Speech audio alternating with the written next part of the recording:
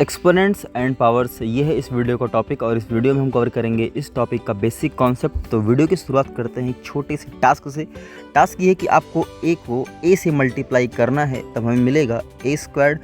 और अगर हम इसी ए को ए से 3 बार मल्टीप्लाई करते तब हमें क्या मिलता, ए क्यूब। और अगर हम इसी ए को ए से मल्टीप्लाई करते रहें how many times, n times, तब हमें क्या मिलने वाला है। ध्यान दीजिएगा, जब हमें 2 बार मल्टीप्लाई करना था तब हमें a के ऊपर 2 मिला, 3 बार मल्टीप्लाई किया तो a के ऊपर 3 मिला। अभी n टाइम्स मल्टीप्लाई किया है तो a के ऊपर क्या मिलने वाला है, n। तो इस फॉर्म को, मतलब अगर हम a को a से n टाइम मल्टीप्लाई करते हैं तो एक वे ऑफ एक्सप्रेशन तो ये वाला है लेफ़्ट साइड वाला, दूसरा वे ऑफ एक्सप्रेशन ये है और इसको हम बोलते हैं exponential form. This is called exponential form. और इसको हम पढ़ते कैसे हैं, तो रीड करने के यहाँ पर 2 तरीके हैं। पहला, इसको हम पढ़ सकते हैं a raised to the power n। दूसरा तरीका क्या है, nth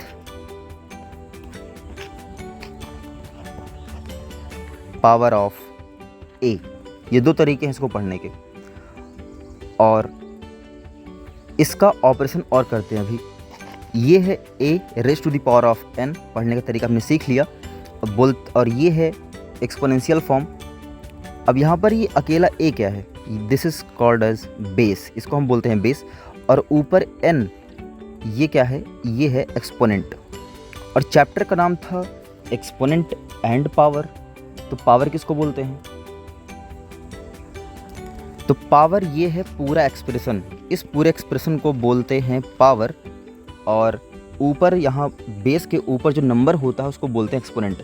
बट यूजुअली इन दोनों में बहुत कम ही डिफरेंस है। मतलब जनरली ये हो गया है कि हम एक्सपोनेंट को ही अब पावर बोलने लग गए हैं। मतलब यूजुअली जैसे बोल चाल में पढ़ते समय तो एक्सपोनेंट को ही पावर बोलने लगे हैं। और इसका एक और नाम होता है इंडेक्स, और इंडेक्स का प्लूरल होता है इंडेसिस। तो कुछ बुक्स में इस चैप्टर का नाम हमें इंडेसिस करके भी मिलता है। तो 3 नाम है इसके, ऊपर जो n है एक्सपोनेंट ही बोल सकते हैं, पावर ही बोल सकते हैं, इंडेक्स ही बोलते हैं। बट ध्यान रखना, एक्सपोनेंट एंड पावर जिसको हम एक ही चीज़ समझते हैं, इनमें थोड़ा सा डिफरेंस भी है। डिफरेंस ये है कि एक्सपोनेंट एग्जैक्टली वो नंबर होता है जो बेस के ऊपर लगा होता है, और पावर इस पूरे एक्सप्रेशन को बोलते हैं। a raise to the power of 2 और a raise to the power of 3, इनको पढ़ने के 2 और तरीके हैं। मतलब एक तरीका तो बेसिक ये है कि a raise to the power of 2, a raise to the power of 3। एक और तरीका है पढ़ने का इनको, जो कि इस वाले से बिल्कुल अलग है, जो कि हमने पढ़ा था nth पावर ऑफ a। इसको हम पढ़ सकते हैं a स्क्वायर्ड, इसको हम पढ़ते हैं a स्क्वायर्ड, और इसको पढ़ते हैं a क्यूब्ड। अगर यही a की पावर 4 होती तो इसको कैसे पढ़ा जाता है, इसको पढ़ने का पहला तरीका है, इसको हम पढ़ते a raise to the power of 4, otherwise इसको हम पढ़ते 4th पावर ऑफ a।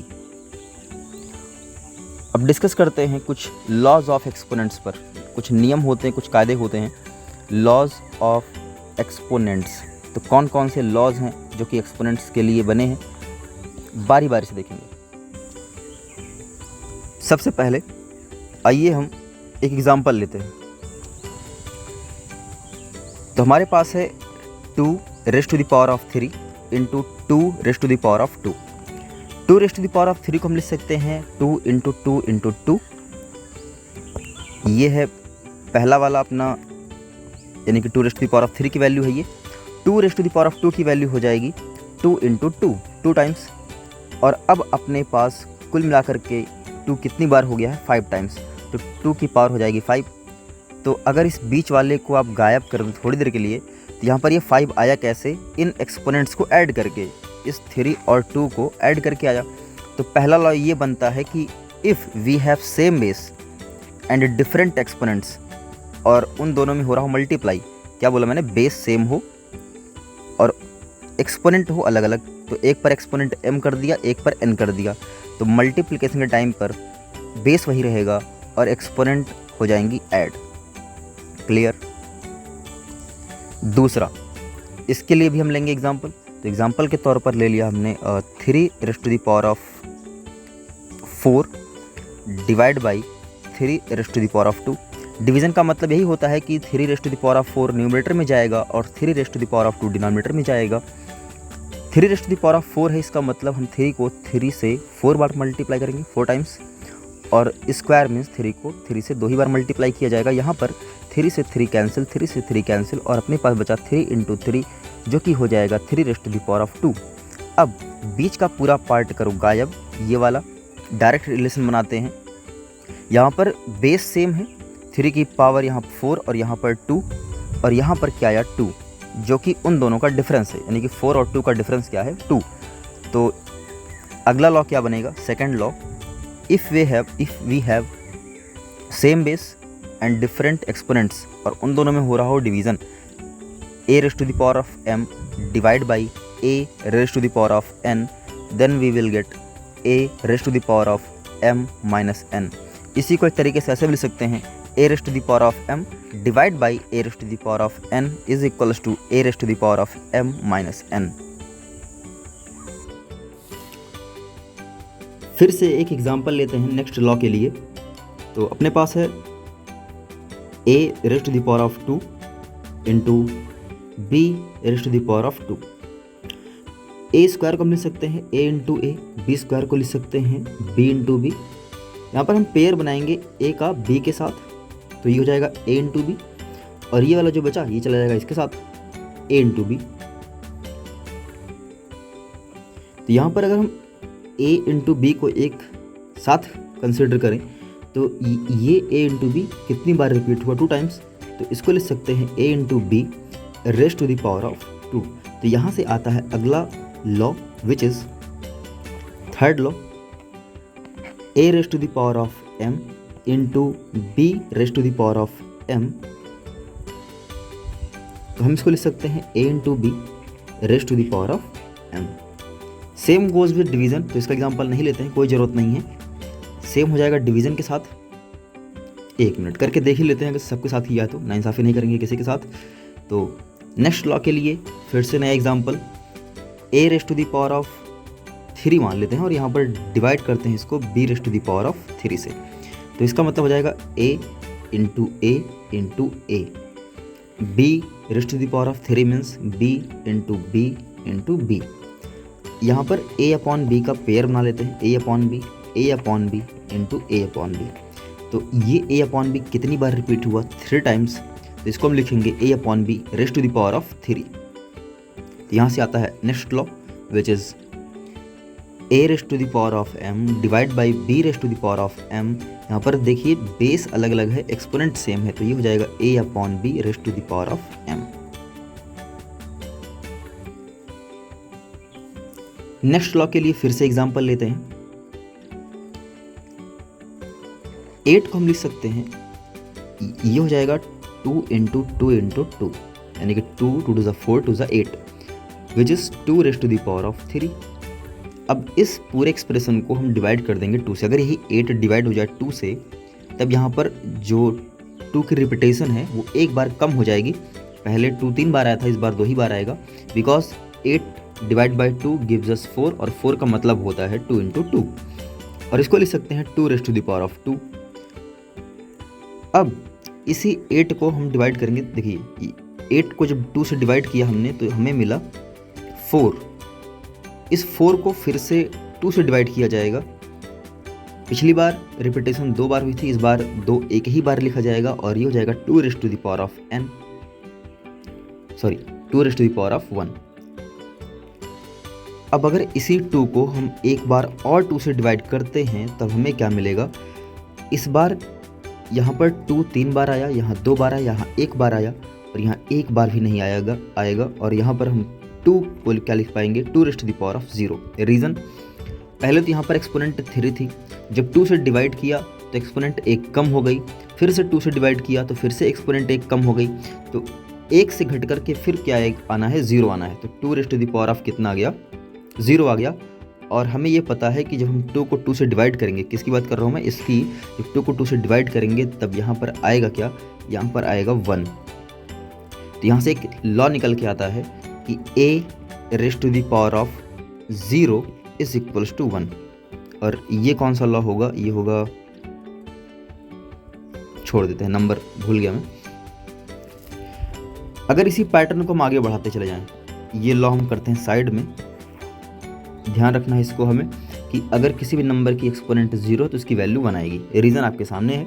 ये सिलसिला आगे बढ़ाते हैं। इस बार हमें मिल चुका है ये 1, और इस 1 को भी हम फिर से 2 से डिवाइड करेंगे तो हमें क्या मिलने वाला है, 2 raise to the power of -1। कैसे, पहले 3 था, एक सब्ट्रैक्ट हुआ 2 आया, फिर एक सब्ट्रैक्ट हुआ 1 आया, फिर एक सब्ट्रैक्ट हुआ 0 आया, एक और सब्ट्रैक्ट होगा, यानी कि 0 - 1 गिव्स अस -1। और यहाँ पर जो भी है आपके सामने है, फिर से सिलसिला आगे बढ़ाते हैं। इसी 1/2 को फिर से डिवाइड करेंगे 2 से। देखिए 1/2 को 2 से कैसे डिवाइड कर सकते हैं, इसको हम ऐसे दिखा सकते हैं अलग से। तो ये डिवीज़न बदलेगा, मल्टीप्लिकेशन में 1/2 लिखा जाएगा। तो 1/4 या कह सकते हैं 1/2 × 2 is equals to 1/2 raise to the power of 2। और एक्सपोनेंशियल फॉर्म में कैसे लिखा जाएगा ये देखिए, पहले 0 था, 0 से एक सब्ट्रैक्ट हुआ तो -1 आया, -1 से एक और सब्ट्रैक्ट होगा तो क्या आएगा, 2 raise to the power of -2। इन दोनों को ध्यान से देखेंगे तो एक और लॉ तैयार हो जाएगा, a raise to the power of -m can be written as 1/a raise to the power of m। और अगर यही a raise to the power of m positive होता तो ये नीचे जाने के बाद नेगेटिव हो जाता। ये लॉ कहाँ से आया, यहाँ से आया। एक बार ये 1/2 को 2 से डिवाइड करने वाली बात मैं आपको फिर समझाना चाहूँगा। 1/2 को अगर हमें 2 से डिवाइड करना हो तो दूसरा तरीका क्या है, पहले तो इस तरीके से डिवाइड करके दिखाया और डिवाइड चेंज हुआ मल्टीप्लाई में, फिर ये 1/2 बन गया, 1 1 = 1, 2 2 = 4। एक तरीका ये था। दूसरा तरीका क्या है, 1/2 को अगर हमें 2 से डिवाइड करना है तो ऐसे लिख सकते हैं इसको, और यहाँ पर कंसिडर कर सकते हैं डिनोमिनेटर 1। 1/2 ये वाला डिवीजन कन्वर्ट होगा मल्टीप्लिकेशन में, 2/1 का रेसिप्रोकल 1/2, 1 1 = 1, 2 2 = 4। फिलहाल यहाँ पर आपको लॉ ज़्यादा याद रखना है, बाकी प्रैक्टिस तो हम बाद में भी कर सकते हैं। नेक्स्ट लॉ क्या है कि a raise to the power of m equals to b raise to the power of m हो। एज यू कैन सी यहाँ पर एक्सपोनेंट्स क्या हैं, सेम।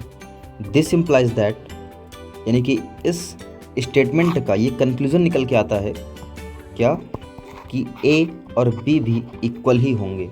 ये पूरा एक लॉ है, यानी कि ये इतना एक लॉ है, ये कंडीशन है, this is condition, this is conclusion, कि अगर a raise to the power of m equals to b raise to the power of m होगा तो a और b की वैल्यू इक्वल हो जाएगी, बिकॉज इनका एक्सपोनेंट सेम था। अगर इसी का उल्टा कर दें हम, क्या, a raise to the power of m equals to a raise to the power of n, यहाँ पर बेस इक्वल है। अगर बेस इक्वल होगा तो इवेंचुअली इनकी एक्सपोनेंट भी इक्वल हो जाएंगी। ये एक नेक्स्ट लॉ है जिसमें से ये कंडीशन है और ये उसका कंक्लूजन है नीचे वाला। नेक्स्ट लॉ क्या है उसके लिए एग्जांपल लेते हैं। यहाँ पर लिखा है 2 raise to the power of 3 और इसकी भी पावर लग गई है 2। तो इसका मतलब ये हुआ कि हमें 2 की पावर 3 को 2 बार लिखना है, और 2 की पावर 3 यानी कि यहाँ पर आएगा 2 × 2, या पिछला लॉ लगा देते हैं, बेस सेम है तो एक्सपोनेंट हो जाएगी ऐड, 3 + 3 क्या हो जाएगा 6। अगर हम ध्यान से देखें तो जो 6 आया है ये एक्चुअल में ये 2 और 3 का प्रोडक्ट है। इस 2 और 3 का प्रोडक्ट, 2 × 3 = 6। यहाँ से नेक्स्ट लॉ आता है कि अगर a raise to the power of m again raise to the power of n, तो एक्सपोनेंट्स का हम कर लेते हैं मल्टीप्लाई m × n। एक और लॉ, अगर अपने पास है a raise to the power of m/n, तो इसको हम 2 तरीके से लिख सकते हैं। पहला, a raise to the power of m again raise to the power of 1/n। दूसरा तरीका, a raise to the power of 1/n again raise to the power of m। ऐसा इसलिए क्योंकि अगर हम इस m और 1/n को मल्टीप्लाई करेंगे हमें फिर से m/n ही मिलेगा, और इस m × 1/n इनको भी मल्टीप्लाई करने पर हमें वापस से m/n ही मिलने वाला है।